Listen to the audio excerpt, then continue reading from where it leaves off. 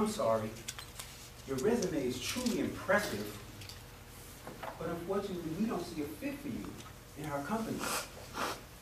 Are you kidding me? 27 years on active duty, retired colonel, traveled all over the world, been in the presence of prime ministers, managed hundreds of people, and you don't see a fit for me in your company? Mildly surprising, to say the least. But as I began to speak with other military veterans, I found out that it wasn't just a problem that I had. I thought I'd been unprepared, didn't build my network, didn't get ready for the things that would come after retirement. I wasn't really too worried about it, of course, because I was going into business for myself. I was going to control my own future. I was going to be the master of my fate. So what, they didn't want to hire me. I was on my own path. Not a problem. But the truth is that it was a problem. And that there were people out there who were having a challenge with this. And that most importantly, the business owners who were telling me they were looking for talent and couldn't find it didn't seem to be making the connection between an incredible pool of people who had the talent that they needed. So I thought to myself, what is the problem? Why is this happening? And as I began to ponder this question, I decided that I would communicate with military veterans and just help in any way that I could. So based upon the experiences that I had, I started contacting veterans and having conversations with them, finding out what their challenges were. And through the process of doing this, I eventually came up on a strategy. And the strategy was 3 simple questions. And I'll talk to you about those 3 questions tonight.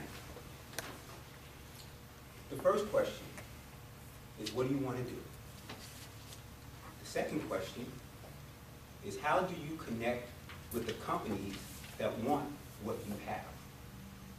And the third question is, how do you join the community of people who are doing what you want to do? Mr. Toastmaster, fellow Toastmasters, and honored guests, I'm going to address these 3 questions in turn. Let's begin with question number 1. What do you want to do? Now, this is a question that's challenging for anyone, whether you're coming from the military or you're not.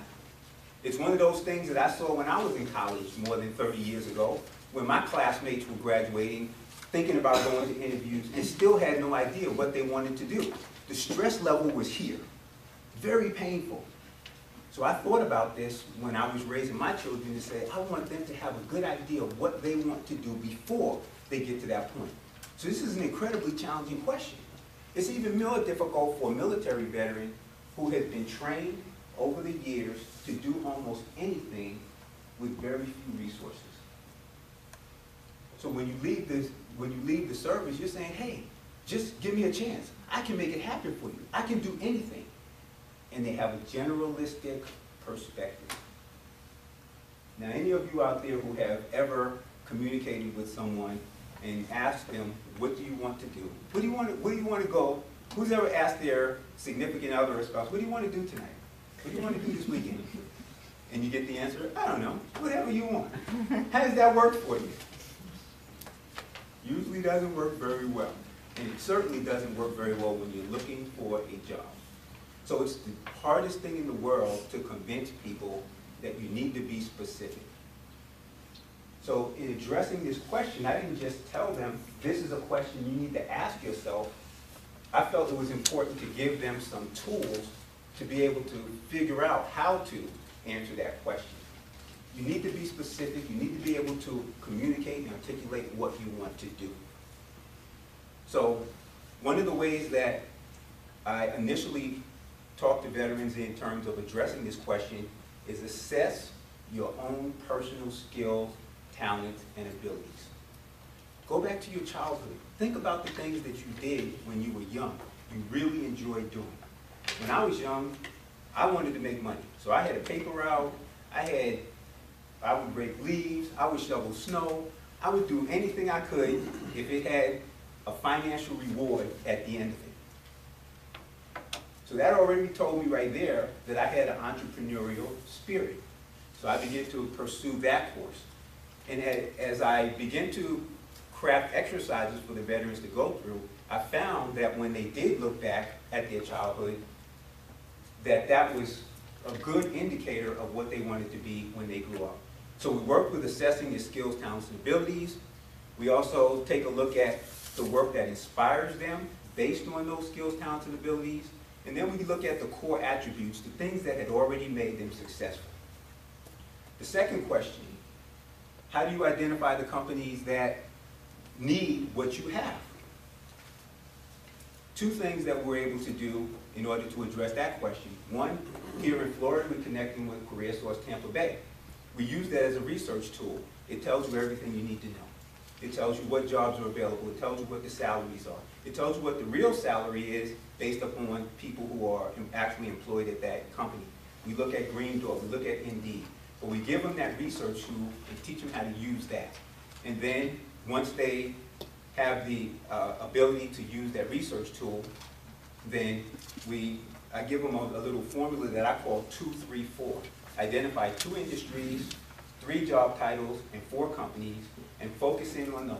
And you work through those 4 companies, you prepare, you do your research, and that helps you out in terms of understanding who really wants what you have to offer. And then the third and final question is, how do you communicate, or how do you join the community of people who are doing what you want to do? This is a prime example here, Toastmasters. I always talk to the veterans about Toastmasters because when I came up on retirement, I figured that would be one of the most critical things I could do would be to learn how to communicate with the civilian community, and I get so much more out of it in terms of the connections and the people that I've met.